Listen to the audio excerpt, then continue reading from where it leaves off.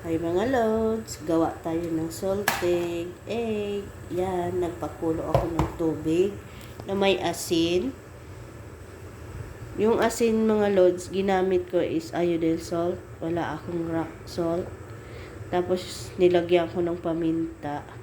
Tapos yan, yan o. Mga lods. Sobrang alat niyan. Tapos yung itlog ko, 20 piraso. Hinugasan ko yung mga lods. Tapos, inalis ko yung tubig na nilinis ko ng tissue. 20 piraso yan mga lods na itlog. Kailangan mga lods, pag kumulo yan, huwag mo idiretso sa itlog. Kasi kapag idiretso yan sa itlog, maluto yung itlog. Kailangan mag-antay ka pa ng ilan minuto para malamig mo na yung tubig. Ang mga loads,